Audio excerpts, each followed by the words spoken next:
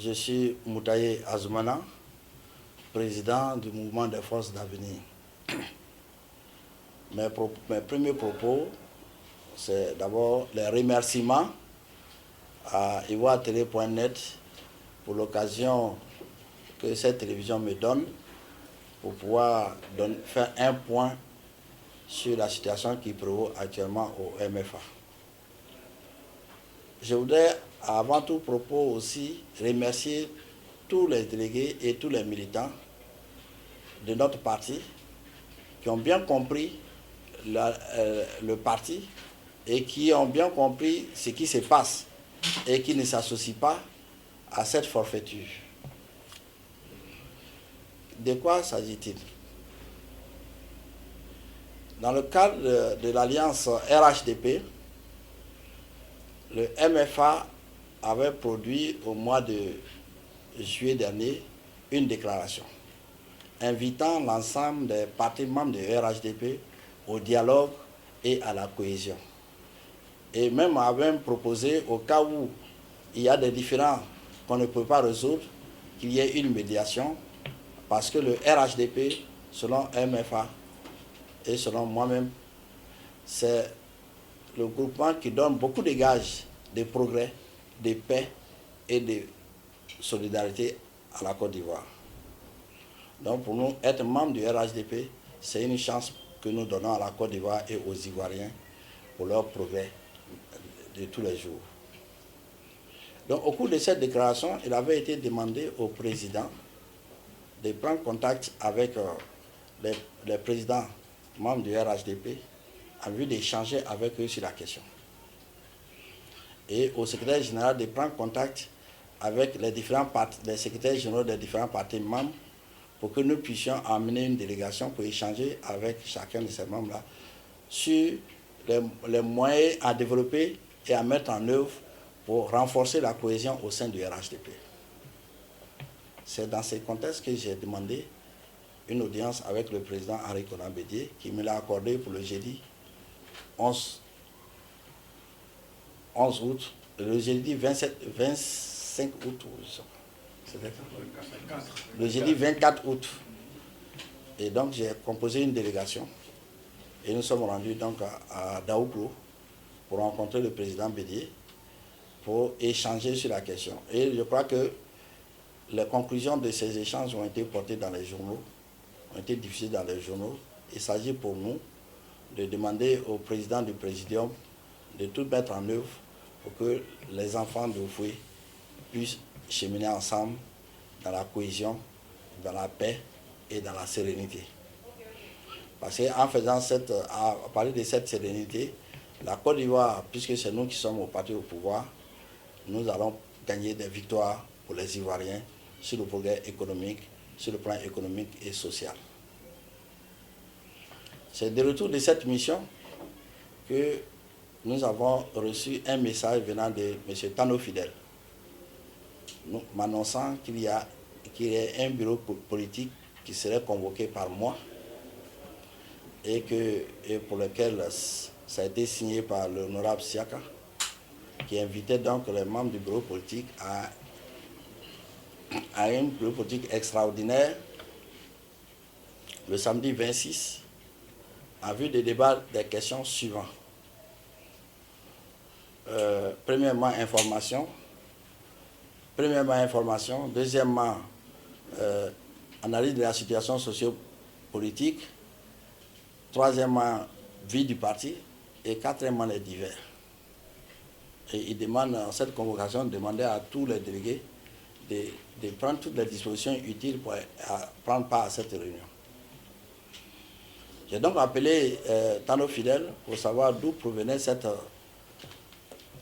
ces messages. Il m'a fait savoir que c'est un de mes vice-présidents qui lui a demandé de faire. J'ai dit, mais est-ce que tu m'as informé, puisque je suis le président du parti, et je pense qu'en la matière, nos textes sont clairs, définissent les rôles de chacun d'entre nous, que ce soit le président, le vice-président ou le secrétaire général. Chacun a ses prérogatives. Il m'a demandé, il m'a dit, c'est parce qu'il insistait que je l'ai balancé.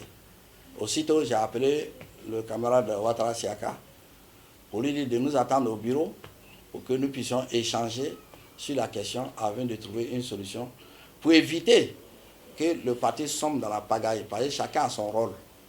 Et je pense, si nous laissons faire, désormais chacun étant assis chez lui, peut faire un message au nom du président, et alors que ce n'est pas ses prérogatives, pour inviter des gens à une réunion. Je pense que tout parti organisé, ça part par là. Donc, nous sommes allés attendre le camarade Siaka qui a même donné son accord de nous trouver au siège. Malheureusement, après 3 heures d'attente, nous avons constaté qu'il ne venait pas. C'est ainsi que nous avons décidé de quitter le bureau, mais en même temps en appelant certains délégués pour leur dire que la convocation n'a pas été faite par moi et que donc il n'a pas lieu de mettre mon nom et que ça n'a pas été fait par moi et que donc si cette convocation est donc annulée, nous avons envoyé des SMS contraires et nous avons fait la publication dans les journaux de la place pour informer l'ensemble de nos militants que le président n'était pas informé donc, de la situation de cette convocation et que par conséquent, cette réunion est annulée en attendant de prendre des dispositions adéquates et d'échanger avec les membres du présidium pour voir dans quelle mesure une telle réunion peut s'organiser et définir l'ordre du jour. Donc, face à cela, nous attendons et le camarade Siaka, on l'attendait à chaque fois, il reportait et il n'est jamais venu. Jusqu'à ce que le samedi 26 août, nous avons appris par des rumeurs sur les réseaux sociaux qu'il y aurait eu une réunion dans un hôtel de la place et que je ne suis plus le président et qu'un nouveau comité de gestion a été mis en place. Bon, j'attends connaître le contenu de ces déclarations. J'attends connaître le contenu donc, de cette notification, puisque je n'ai pas les éléments. J'apprends seulement et je pense, lorsqu'on prend un acte pour quelqu'un ou bien à l'encontre de quelqu'un, on le lui signifie. Donc jusqu'à présent, je n'ai pas été notifié. Et donc je considère que c'est des rumeurs et par conséquent, je considère que c'est nul et non avenu jusqu'à ce qu'on nous notifie et que nous puissions voir par rapport à quelle est l'action, est-ce que c'est fait dans les normes ou bien est-ce que ceux qui l'ont fait, ils ont la compétence. Et donc tout ça, ce sont des questions que nous allons voir si on nous notifie. Donc en attendant qu'on nous notifie, comme le dernier congrès du parti a désigné un président que je suis, donc je demeure à mon poste et je crois que je continue le travail et j'appelle les militants à la sérénité et de se mobiliser pour la cause du parti et de se mettre au travail, de mettre en œuvre, de redéployer comme nous avons lancé le mot d'ordre la dernière fois, de mettre en œuvre les différentes résolutions de notre séminaire que nous avons eu à Benjaville, qui a eu à définir 4 axes stratégiques et à faire des recommandations pour que le MFA soit un MFA fort à l'an 2020. Et donc j'invite tous les militants pour le travail qu'ils ont commencé sur le terrain, de le poursuivre, car le parti est toujours là et le parti n'est pas menacé de crise. C'est une dissidence qui voulait se créer, mais tout dissident n'est pas forcément légal. Et donc voilà un peu ce que je pourrais donner comme propos liminaire sur cette affaire.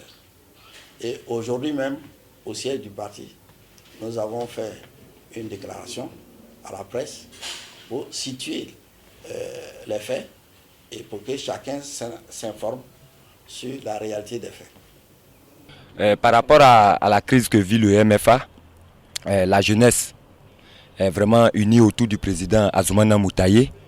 Nous avons constaté pendant cette dissidence que tout le BEN, qui est composé de 50 personnes, c'est un de nos camarades, à l'occurrence notre président, qui est allé faire la déclaration hormis les autres camarades.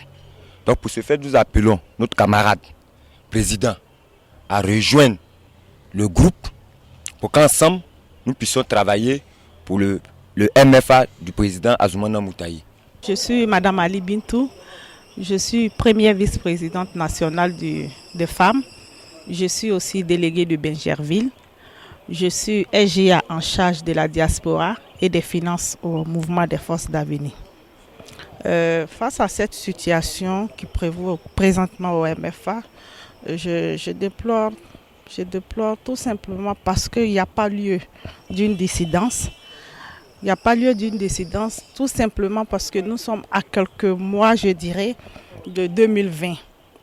Et au sortir du séminaire de Bingerville, nous nous sommes assignés des objectifs qu'il vaille atteindre, que nous devrions tous atteindre, c'est de travailler.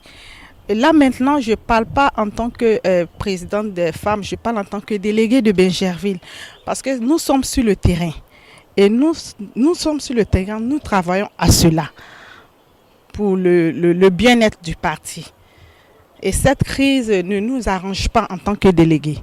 En tant que vice-présidente des femmes, les femmes ont plus besoin de l'avenir parce que c'est nous qui engendrons nos enfants, sont nos avenirs, sont nos priorités. Donc nous devons être un modèle pour ne pas se laisser entraîner dans ce genre de crise. On n'en a pas besoin pour l'heure. On n'en a pas besoin parce que ça va fragiliser non seulement la paix, la cohésion sociale. Donc de ce fait, je lance un appel à toutes les femmes de ne pas se laisser dans la confusion.